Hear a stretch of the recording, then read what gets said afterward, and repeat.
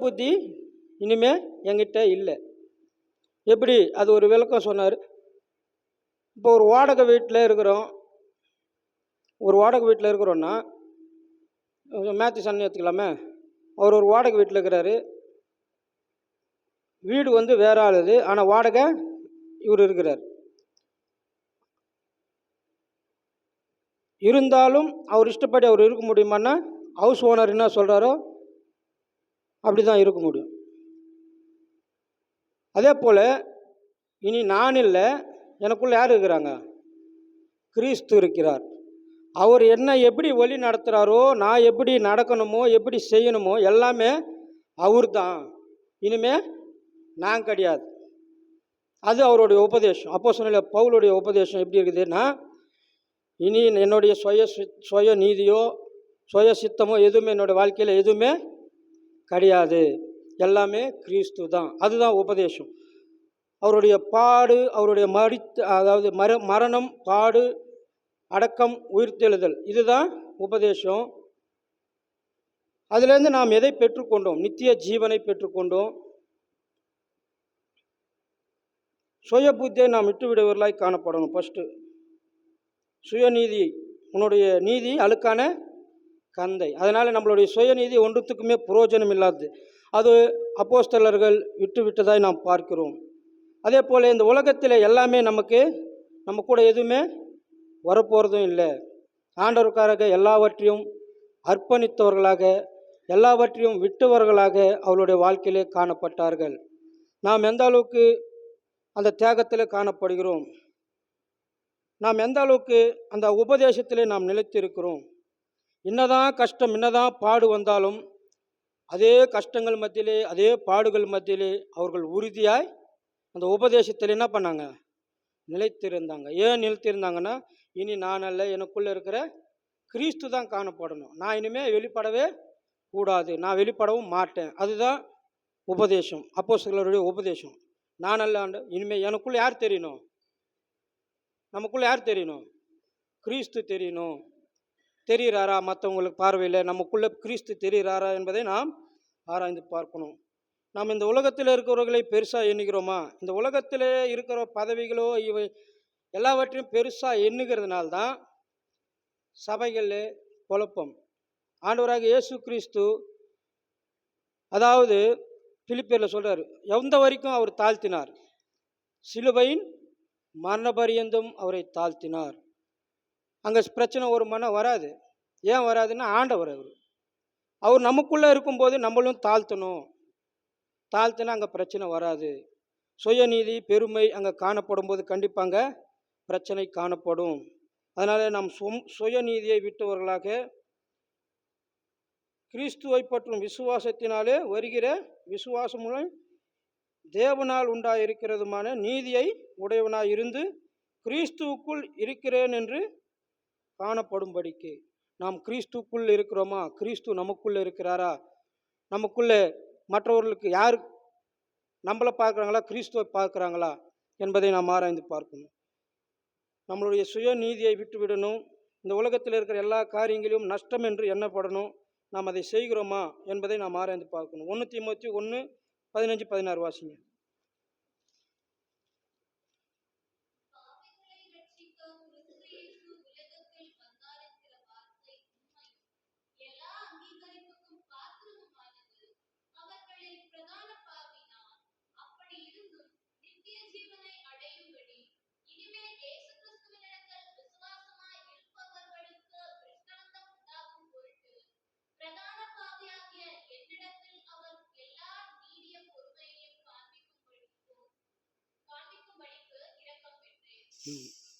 இங்கே அப்போஸ்தலன் பவுல் 2 வாட்டி என்ன சொல்கிறாரு? பிரதான பாவி. அது உதட்டின் அளவில் சொன்னாரா, உள்ளத்தின் ஆழத்திலேருந்து சொன்னாரா என்று பார்க்கும்போது எந்த அளவில் சொல்லியிருக்கிறார்? அவர் உள்ளத்தின் ஆழத்திலேருந்து சொல்லியிருக்கிறார். நாம் சொல்கிறது எல்லாமே உதட்டோடு. அது எதுக்கு? நித்திய ஜீவனை அடையும்படி. அப்போஸ்தலருடைய உபதேசம் என்ன? நித்திய ஜீவனை நாம் எல்லோரும் பெற்றுக்கொள்ளணும்பா. இந்த உலகத்தில் நமக்கு நித்திய ஜீவன் கிடையாது. நித்திய ஜீவன் எங்க? பரலோகத்தில் தான். அதனால் இந்த உலகத்தில் எல்லாவற்றையும் குப்பையாக நஷ்டமாக எண்ணும்போது நாம் கிறிஸ்துவை வெளிப்படுத்த முடியும். இல்லை எனக்கு இது வேணும், எனக்கு அந்த ஸ்தானம் வேணும், இந்த ஸ்தானம் வேணும்னும் போது கிறிஸ்து வெளிப்பட மாட்டார். அங்கே யார் வெளிப்படுவது? சாத்தானுடைய காரியங்களும் சாத்தானுடைய கிரிகளும் வெளிப்படும். அதனால் நாம் கிறிஸ்துவை வெளிப்படுத்துகிறோமா? சுயநீதியாய் சாராமல் நாம் கிறிஸ்துவை வெளிப்படுத்துகிறோமா என்பதை நாம் ஆராய்ந்து பார்க்கணும். உள்ளத்தின் ஆழத்திலிருந்து நாம் பாவி என்று உணர்ந்து அறிக்கையிடவர்களாய் காணப்பட வேண்டும். அப்படிப்பட்ட வாழ்க்கை நம்மக்கிட்ட காணப்படுகிறதா? அதில் பிரதான பாவி நான் தான். 14 அதிகாரம் கிட்ட 13 அதிகாரங்கள் அந்த எபிரேயர் யார் எழுதுனாங்கன்னு குழப்பமாகவே இருக்குதுன்னு சொல்கிறாங்க. எனக்கு அந்த அளவுக்கு தெரியாது, இருந்தாலும் மற்றவங்க சொல்கிறது தான் எனக்கு தெரியும். அந்த எபிரேயர் யார் எழுதுனாங்கன்னு எனக்கு தெரியாது. ஆனால் அவர் கிட்டத்தட்ட 13 அதிகாரங்கள் எழுதியிருக்கிறார். அவர் என்ன சொல்கிறாரு? பாவிலேயே பிரதான பாவி நான். வேதத்தை முழுசாக கூட படிச்சிருக்க மாட்டோம். ஆனால் நம்மக்கிட்ட என்கிட்ட இருக்கிற பெருமை உங்ககிட்ட சொல்ல, என்கிட்ட இருக்கிறத நான் சொல்கிறேன். என்னுடைய சுயநீதி எப்படி இருக்கும் தெரியுமா? அந்த அளவுக்கு இருக்கும். ஏன்னா ஒரு தடவை கூட முழுசாக படிச்சிருக்க மாட்டேன். ஆனால் என்னுடைய காரியங்கள் எல்லாம் எப்படி இருக்கும்? அப்படி பயங்கரமாக இருக்கும். பரிசுத்தமான என்று ஒரு எண்ணம் எனக்குள்ளே வரும்போது அது எனக்கு யாரை வெளிப்படுத்துகிறது? என்னுடைய பெருமையும் என்னுடைய காரியங்களும் வெளிப்படுத்தும் போது கிறிஸ்து அங்கே காணப்பட மாட்டார். அங்கே யார் கோபப்படும்? கோபம் வெறுப்பு தான் ஒரு மற்றவங்களை பார்க்கும்போது என்ன காணப்படும்? நான் பெருமை பேசும்போது உங்களுக்கு எப்படி இருக்கும்? சாதாரணமாக ஸ்கூலில் படிக்கும்போது கூட பெருமை பீத்திக்கிறான் பார் அப்படின்வாங்க. அது கோபத்தை கொண்டு வரும். மற்றவர்களுக்கு பெருமை பேசும்போது அது கோபத்தை கொண்டு வரும். நாம் பெருமை பேசாதபடிக்கு, உதட்டின் அளவிலே நாம் அறிக்கையிடாதபடிக்கு நம்மளுடைய வாழ்க்கையில் நித்திய ஜீவனை அடையணும்னா அப்போஸ்தலனாகிய பவுலை போல ஆண்டவராக இயேசு கிறிஸ்துவை எந்த அளவுக்கு நமக்குள்ளே இருந்து வெளிப்படுத்த முடியுமோ அந்த அளவுக்கு நாம் வெளிப்படுத்துவர்களாய் காணப்பட வேண்டும். அது நமக்கு நித்திய ஜீவன். எல்லாவற்றையும் இதில் நாம் நஷ்டம் என்று எண்ண வேண்டும். நித்திய ஜீவனுக்காக நாம் வாழுகிறோம். அதுக்காக வாழுகிறோமா? அந்த நித்திய ஜீவனுக்கு தகுதியுள்ளவர்களாய் நாம் வாழுகிறோமா என்பதை நாம் ஆராய்ந்து பார்க்கணும். கலாத்தியர் 2:20.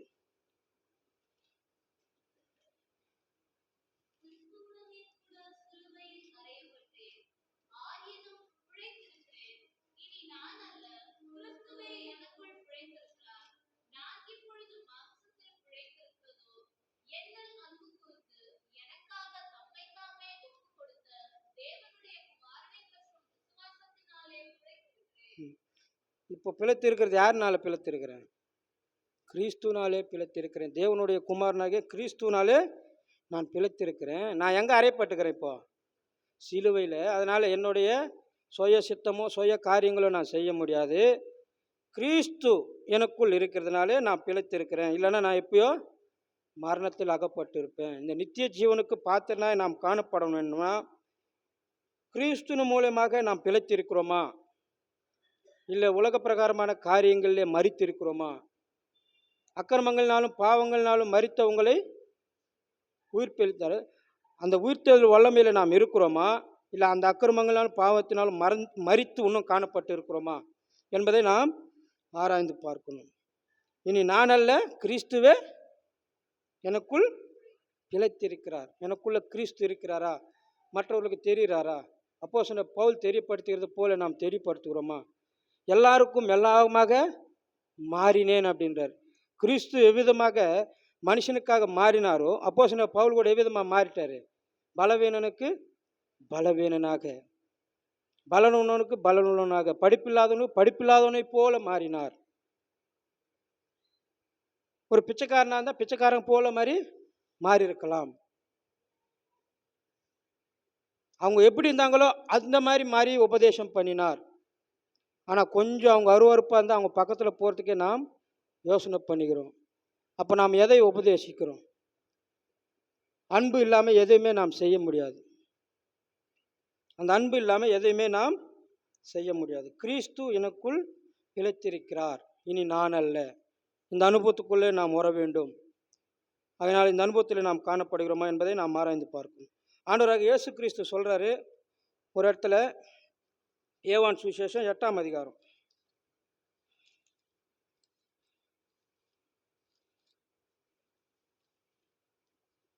37ஆம் வசனம் வாசிங்க.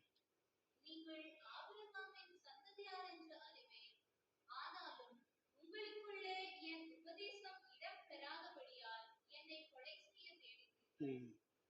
ஆண்டவராக இயேசு கிறிஸ்து அங்கே இருக்கிறவர்களை பரிசேயரு சதிசேயரு இவங்க எல்லாரையும் பார்த்து சொல்கிறாரு, நீங்கள் எல்லாரும் ஆபிரகாமின் சந்ததி தான்பா, நான் இல்லைன்னு சொல்லியே, ஆனால் உங்ககிட்ட என்ன இல்லை, என்னுடைய உபதேசம் ஏற்றுக்கொள்ள உங்களுக்கு மனது இல்லை, இடமே இல்லை. என்னுடைய உபதேசத்துக்கு நீங்கள் இடமே கொடுக்கலன்னா ஆபிரகாம் குமாரன் என்ற பேர் பெறீங்க, ஆனால் உங்களுடைய உள்ளத்தில் உபதேசத்துக்கு இடம் இல்லை. நாம் கூட கிறிஸ்தவர்கள் கிறிஸ்துவின் பிள்ளைகள் என்று சொல்லப்படுகிறோம். உபதேசங்களுக்கு நாம் செவி கொடுக்குறோமா? தேவனுடைய உபதேசத்துக்கு செவி கொடுக்குறோமா? தேவனுடைய வார்த்தைக்கு நாம் செவி கொடுக்குறோமா? அந்த உபதேசத்தில் நாம் நிலைத்திருக்கிறோமா என்பதை நாம் ஆராய்ந்து பார்க்கணும். இப்படிப்பட்ட அனுபவங்களோடு நாம் காணப்பட்டால் தேவன் வெளிப்படுவார். அந்த உபதேசம் தேவனுக்குரிய உபதேசமாக இருக்குதா என்பதை மற்றவர்களுக்கு அறிவிக்கலாம். எனக்குள் கிறிஸ்து இருக்கிறார் என்பது மற்றவர்கள் அறியும்படியாக அப்போஸ்தலன் பவுலை போல நாம் காணப்பட வேண்டும். இனி நான் அல்ல, கிறிஸ்துவே. சிலுவையில் அறையப்பட்டேன், ஆயினும் பிழைத்திருக்கிறேன். இது கிறிஸ்துவின் மூலமாக. எல்லாவற்றையும் நஷ்டமாக எண்ணினேன். இந்த உலகத்தில் எனக்கு எதுவும் இல்லை. ஏன்னா நித்திய ஜீவன் அங்கே தான் இருக்குது. அதனால் இந்த உலகத்தின் காரியங்கள் எல்லாவற்றையும் விட்டு விட்டவர்களாக அவர்கள் காணப்பட்டார்கள்.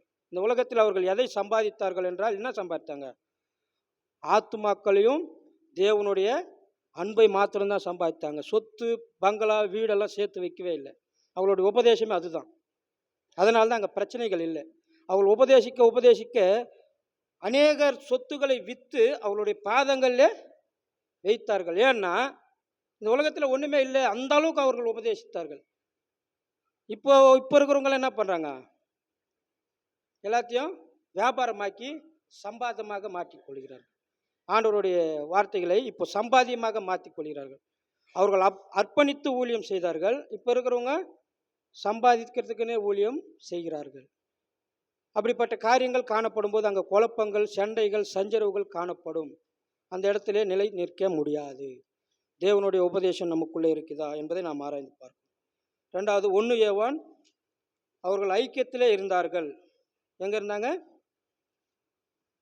அப்போஸ்தலருடைய உபதேசத்திலும் அந்யோன்யம்னா ஐக்கியம் தானே, ஐக்கியம் தானே. அப்போ யாரோட ஐக்கியம்? யாரோடு ஐக்கியம்? 1 யோவான் 1:3.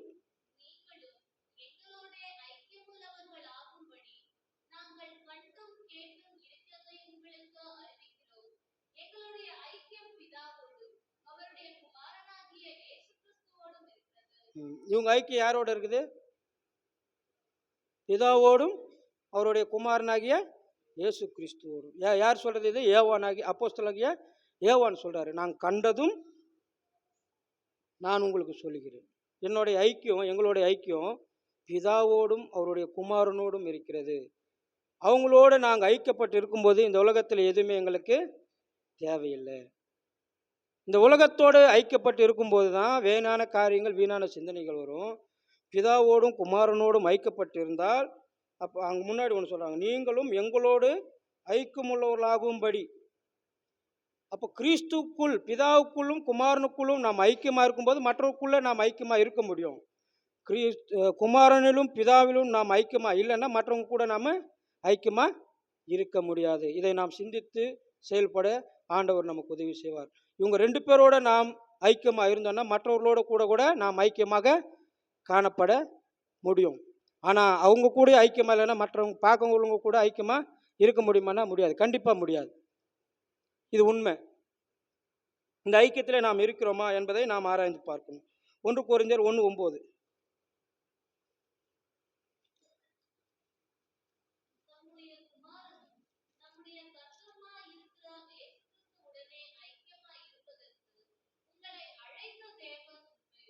அவர் உண்மையுள்ளவர், உங்களை அழைத்த தேவன் உண்மையுள்ளவர், தம்முடைய குமாரனும் நம்முடைய கர்த்தராக இயேசு கிறிஸ்துவும் உடனே ஐக்கியமாக இருக்கும்படிக்கு.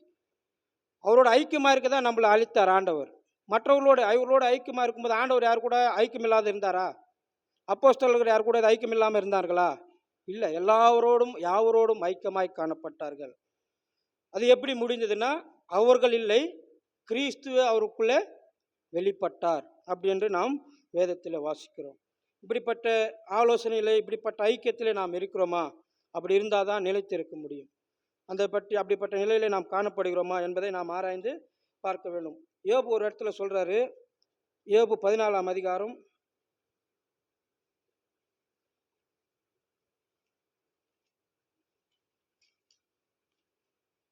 22ஆம் அதிகாரம் 21, 22 வாசிங்க.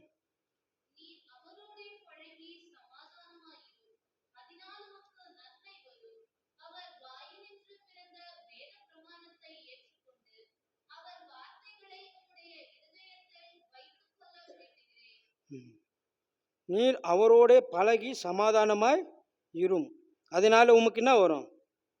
நன்மை வரும். தேவனுடைய வார்த்தையினாலே நன்மை வரும். இது கிறிஸ்துவை குறித்து தான் போட்டுக்குது. அவர் வாய் நின்று பிறந்த வேத பிரமாணத்தை ஏற்றுக்கொண்டு அவர் வார்த்தைகளை எங்க வைக்கணுமா? இருதயத்தில். இது கிறிஸ்துவை குறித்து அங்கே சொல்லுகிறதை பார்க்கிறோம். குமாரனை குறித்து நாம் குமாரனோடு ஐக்கியப்பட்டிருக்கிறோமா? பிதாவோடு ஐக்கியப்பட்டிருக்கிறோமா? மற்றவர்களோடு நாம் ஐக்கியமாய் காணப்படுகிறோமா? அவருடைய வார்த்தைகளை நாம் இருதயத்தில் வைத்துக் கொண்டிருக்கிறோமா என்பதை நாம் ஆராய்ந்து பார்க்க வேண்டும். இரண்டாவது, நீதிமொழிகள் 17:17.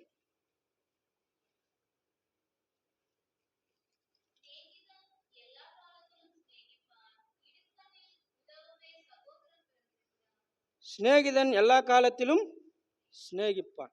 சிநேகம் என்னைக்குமே மாறாது. ஆண்டவருடைய சிநேகம் மாறுமானா மாறாது. ஆண்டவருடைய ஐக்கியம் மாறுமானா மாறாது. அவரோடு ஐக்கியமாக இருக்கிற நாமளும் என்ன பண்ணோம்?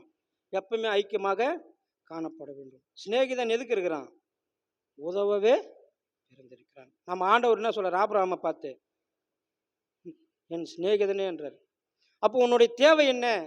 உன்னுடைய காரியம் என்ன? என்னோட நீ ஐக்கியமாக இருக்கும்போது நான் உனக்கு என்ன பண்ணுவேன்? உதவி செய்வேன். இதை நாம் செய்கிறோமா என்பதை நாம் ஆராய்ந்து பார்ப்போம். மூன்றாவது, உபதேசமும் அந்யோன்யம் அப்பம் பிக்கணும். அப்பம் என்றால் என்ன? மத்தேயு சுவிசேஷம்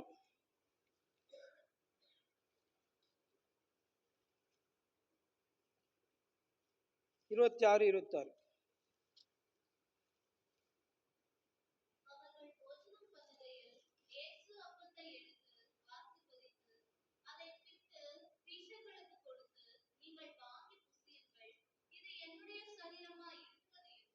லூக்கா 22:19 வாசிங்க.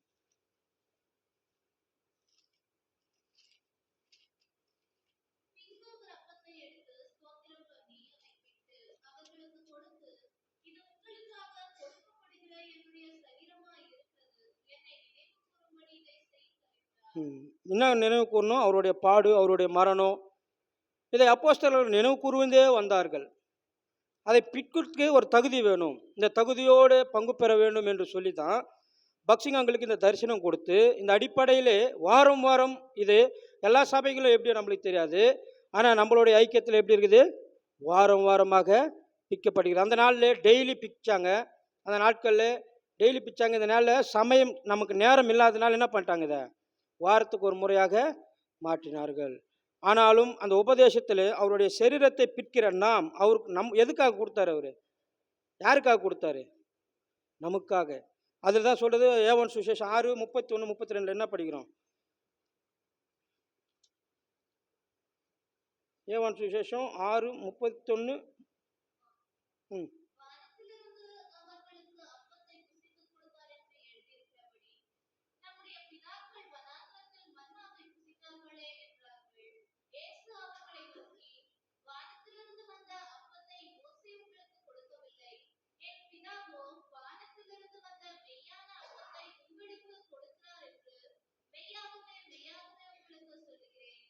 இது மோசே கொடுக்கலப்பா. யார் கொடுத்தது? பிதா.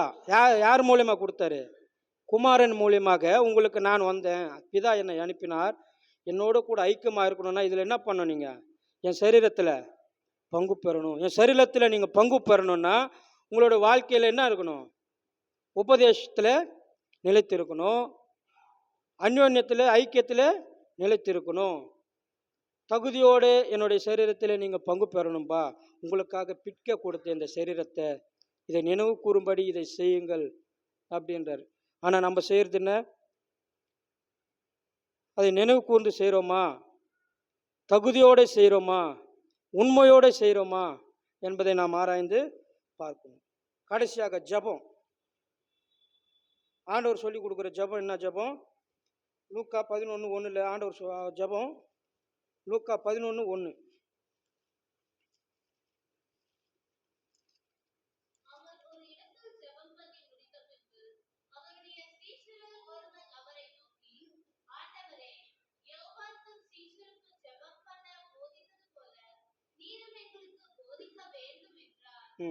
இரண்டாவது கூட வாசி.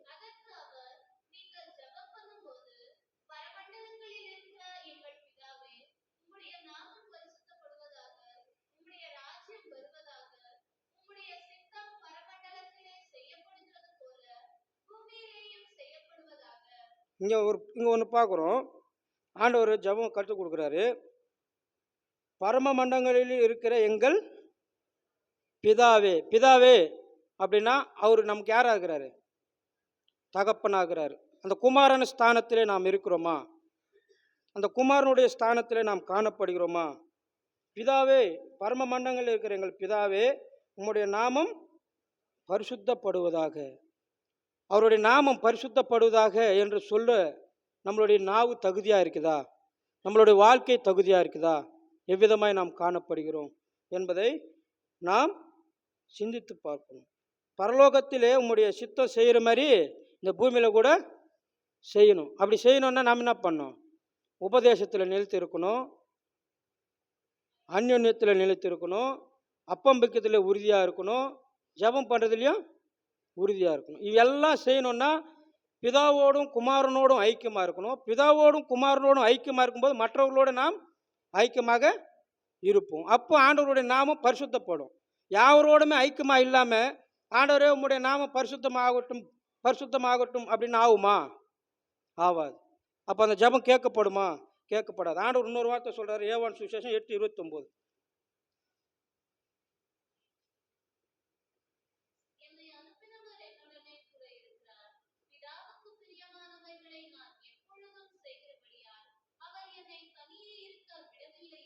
இது நல்லா யோசனை பண்ணுங்க. என்னை அனுப்பினவர் என்னோடு கூட இருக்கிறார். நம்மளை அழைத்தவர் நம்மளோட இருக்கிறாரா? அப்போஸ்தலரோடு காணப்பட்டார், வெளிப்பட்டார், நம்மளோட இருக்கிறாரா என்பதை நாம் ஆராய்ந்து பார்க்கணும். என்னோட கூட இருக்கிறார். பிதாவுக்கு பிரியமானவைகளை நான் எப்பொழுதும் எப்பொழுதும்னா எது வரைக்கும் அவர் செஞ்சு முடித்தார்? மரண பரியந்தம் அவர் செய்து முடித்தார். அதனால் அவர் என்ன பண்ணுறதில்லை? தனியாகவே இருக்க விடுறதில்லை. ஆனால் நம்ம எத்தனை வாட்டி தனியாக இருந்திருக்கிறோம். தேவனுடைய சித்தத்துக்கு விரோதமாய் நடந்து மற்றவர்களை துக்கப்படுத்தி கொண்டு மற்றவர்களை அவமானப்படுத்தி கொண்டு இவ்விதமாக காணப்பட்டு நாம் எத்தனை இடத்துல தனிமையாக காணப்பட்டிருப்போம். நாம் நினைவு கூற வேண்டும். அவர் தனியாய் நம்மளை விட்டு போகிற மாதிரி நம்மளுடைய வாழ்க்கை இருக்குதா? இல்லை பிதாவுக்கு பிரியமானவர்களை நாம் செய்கிறோமா என்பதை நாம் ஆராய்ந்து பார்க்கணும். கடைசியாக 15:7 வாசித்து நாம் முடிச்சுக்கலாம். யோவான் சுவிசேஷம் 15:7.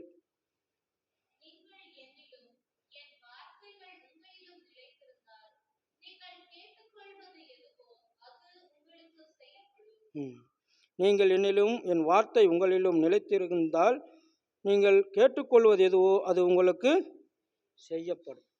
இந்த உலகத்தில் உனக்காக எனக்காக ஜீவனை கொடுத்த தேவன் இந்த உலகத்தில் இருக்கிற காரியங்களை கொடுக்க அவருக்கு பெரிய விஷயமே கிடையாது.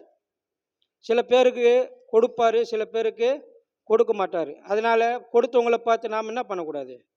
போராமப்படக்கூடாது. அதே மாதிரி பெற்றுக்கொண்டவங்க என்ன பண்ணக்கூடாது? இல்லாதவங்கள பரியாசமும் பண்ணக்கூடாது. இதுதான் ஆண்டவர் கொடுக்கறது. எல்லாரையுமே ஆண்டவர் தான் உண்டாக்கினார். அது இன்னைக்கு நீதிமொழிகள் 22ஆம் அதிகாரம் 23ஆம் அதிகாரத்தில் வாசிச்சு. ஏழையையும் தனவந்தனையும் யார் உண்டாக்கினது? ஆண்டவர் தான்.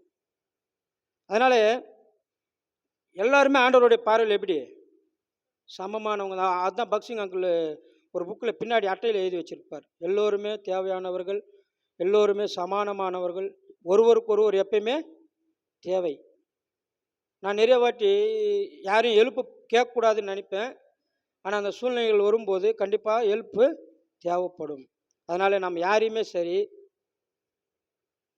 மட்டமாக எண்ணவும் கூடாது, நமக்கு இருக்குது பெருமையாகவும் பேசக்கூடாது. ஆண்டவர் எவ்விதமாய் ஜீவித்தார், அப்போஸ்தலர்கள் எவ்விதமாய் ஜீவித்தார்கள், அவருடைய உபதேசங்கள் எப்படி இருந்தது, அவருடைய வாழ்க்கையிலே அவர்கள் எப்படி இருந்தார்கள், நமக்கு முன்பாக அப்போஸ்தலனாகிய நம்மளுடைய பக்சிங் அங்கிள் அவர் எவ்விதமாய் ஜீவித்துட்டு போனார், இது எல்லாமே நம்மளுக்கு தெரியும். அவரும் பாடுபட்டார், அவமானங்கள் பட்டார், சகலத்தையும் விட்டு தான் வந்தார். அவர் கோடி கோடியாக சம்பாதிச்சார், ஆனால் தனக்குன்னு ஒன்றுமே வைக்கல. அவருக்குள்ளே யார் வெளிப்பட்டது? கிறிஸ்து மட்டும்தான் வெளிப்பட்டார். நம்மளுடைய வாழ்க்கையில் வெளிப்படுறாரா என்பதை நாம் ஆராய்ந்து பார்க்கலாம்.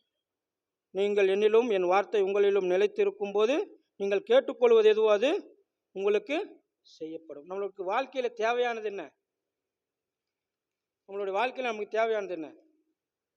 எதுக்கு நம்ம போராடுறோம்? எதுக்கு சபைக்கு வரோம்? அப்போஸ்தலர்கள் எதுக்கு உபதேசித்தாங்க? எதுக்கு போராடினாங்க? நித்திய ஜீவன். அது ஒன்று தான். அது ஒன்று தான் நம்மளுடைய குறி, அது ஒன்று தான் நம்மளுடைய இலக்கு. அதற்காக நாம் போராடுகிறோம், அதற்காக நாம் வாழுகிறோம். ஆனால் அந்த வாழ்கிற வாழ்க்கை அந்த உபதேசத்திலும், அந்த அந்யோன்யத்திலும், அந்த அப்பம் பிக்கிறதிலும், அந்த ஜெபம் பண்ணுதலையும் உறுதியாய் நிலைத்திருந்தோமா என்பதை நாம் ஆராய்ந்து பார்ப்போம். அதனால் நம்மளுடைய நாமளே ஆராய்ந்து பார்த்து இந்த கர்த்தராகிய இயேசு கிறிஸ்து வரும்போது விசுவாசத்தை காண்பாரோ, அந்த உறுதி நிலைத்திருந்ததால் அந்த விசுவாசமும் காணப்படும். அதனால் ஆண்டவர் தாமே நம்மளை வழி நடத்துவார். நம்மளை நாம் தாழ்த்தி ஆண்டவர் இடத்துல ஒப்பு கொடுப்போம்.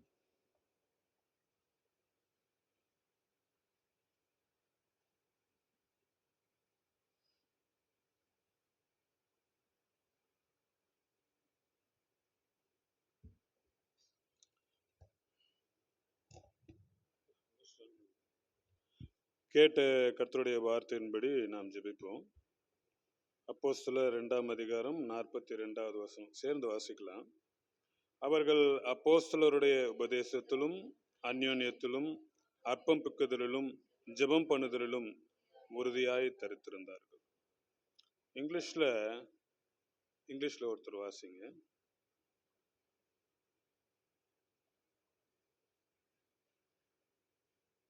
பைபிளை திறக்கவே இல்லையா?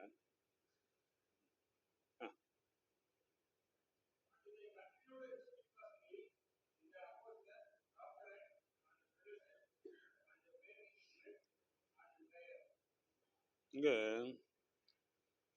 இந்த மொழிபெயர்ப்புல கண்டினியூட் ஸ்டெட்ஃபாஸ்ட்லி அப்படின்னு இருக்கு. இன்னொரு வேத பதிப்புல டிவோட்டட் தெம்செல்ஸ்னு இருக்கு. இப்போ அப்போஸ்தலர்கள் மத்தியில ஒவ்வொருத்தருக்கும் ஒவ்வொரு வரங்கள் கொடுக்கப்பட்டிருந்தது. ஆனா அவங்களுக்குள்ள எத்தனையோ காரியங்கள் இருந்தாலும் அவங்க தொடர்ந்து இந்த உபதேசத்துல நிலைத்திருக்கிறதுல, அந்யுன்யத்துல, அப்பம் பெற்கிறதுல, ஜெபம் பண்றதுல உறுதியா இதை நாங்க செய்வோம், நாங்க இப்படிதான் இருந்துக்குவோம், என்ன அபிப்பிராயம் இருந்தாலும் நாங்க இப்படிதான் இருப்போம், நாங்க மாத்திக்க மாட்டோம், அவர் மேல எனக்கு வருத்தம் இருந்தாலும் நாங்க இதை எதையும் மிஸ் பண்ண மாட்டோம், அவங்க மேல சந்தோஷமா இருக்கிறதுனால உற்சாகமா யாருக்கும் சப்போர்ட்டுக்காக இந்த காரியத்தை மாத்திக்கலாம் அப்படின்னு சொல்லி மாத்திக்க மாட்டோம் அப்படின்னு அதற்காக டிவோட்டட் தெம்செல்ஸ்னா அவங்க அதுக்காக அர்ப்பணிச்சிட்டாங்க. இன்னொரு காரியம் உறுதியா அவங்க தொடர்ந்து அந்த காரியத்துல உறுதியா இருக்கிறதுல இருந்தாங்க. இந்த நாள்ல வருஷத்துல கடைசி மாதத்துல வந்துட்டோம். நாம இந்த மாதிரியான காரியத்துல கடந்த நாட்கள்ல கடந்த மாதத்துல நாம இந்த காரியம் என்ன சூழ்நிலை வந்தாலும் சரிதான், குடும்பத்துல பிரச்சனை, சபையில பிரச்சனை, வேலை ஸ்தலத்துல பிரச்சனை, இந்த மாதிரி ஏதாவது ஒரு காரியம் பிரச்சனைன்னு சொல்லி காரணம் காட்டிட்டு இந்த ஐக்கியத்தையோ ஜெபம் பண்ணுகிறதையோ அப்பம் பிக்கிறதையோ ஆண்டவர் இதெல்லாம் விடாம இருக்கணும்ன்றது ஆண்டவர் விருப்பமா இருக்கு. அதனாலதான் இன்னைக்கு ஆண்டவர் பேசிக்கொண்டே இருந்தார். இந்த உபதேசம்ன்றது ரொம்ப கடினமா இருக்குமா. அதான் நீதிமொழிகள்ல இந்த பிரசங்கில சொல்லும் போது சாலமோன் ராஜா சொல்லுவார், நல்லா சொல்லலாம் தான் நினைச்சுக்கிட்டே இருந்தோம்ப்பா, ஆனா எல்லாமே நல்லா இருந்துச்சு, ஆனா எப்படி இருக்குது, காற்றுக்கோள் மாதிரி குத்துற மாதிரி தான் இருக்குது. ப்ளீஸிங்கா ஒரு வார்த்தை சொல்ல முடியல, ஏன்னா எல்லாம் கரெக்டா தானே இருக்குது அப்படின்னு சொல்லிட்டு. அதே மாதிரிதான் இன்னைக்கு ஆண்டவர் வார்த்தை நம்ம சொல்லுது, ஐக்கியத்துல தான் இருக்கிறோமா சொல்றோம், நமக்கு தான் தெரியும் நம்ம ஐக்கியத்துல இருக்கிறோமா இல்லையான்ட்டு. அந்யுன்யத்தில் இருக்கிறோமா நமக்கு தான் தெரியும். அப்பம் விற்கிறதுல நம்ம எவ்வளோ தூரத்துக்கு ஜாக்கிரதையாக இருக்கும். அடுத்த வாரம் பார்த்துக்கலாம். ஏன் அடுத்த வாரம் பார்த்துக்கலாம்னா, இப்போ எனக்கு அறிக்கை செய்யறதுக்கு மனசு இல்லை, என்னுடைய பாவத்தை விடுறதுக்கு மனசு இல்லை, ஆண்டருக்கு முன்னாடி எனக்கு தாழ்த்துறதுக்கு மனசு இல்லை. அதனால இந்த வார்த்தையை ஆண்டவர் நம்மோடு கூட பேசியிருக்கிறார். ஆனால் இந்த வார்த்தைக்கு கீழ்ப்படிந்தவர்களாக இதில் உறுதியாய் அப்போஸ்தலரை போல தரித்திருந்து வரும் நாட்களில் கர்த்தருடைய ஆசீர்வாதத்தை, புதிய வருஷத்தை புதிய வாக்குத்தத்தத்தோடு கூட இந்த பழைய வருஷத்தில் கர்த்தர் கொடுத்த வாக்குத்தத்தை நிறைவேற பெற்றவனாக புதிய வருஷத்தில் பிரவேசிக்கத்தக்கதாக நம்மை நாமே ஆராய்ந்து பார்த்து ஒப்பு கொடுத்து ஜெபிப்போம். கர்த்தர் நமக்கு உதவி செய்வாராக.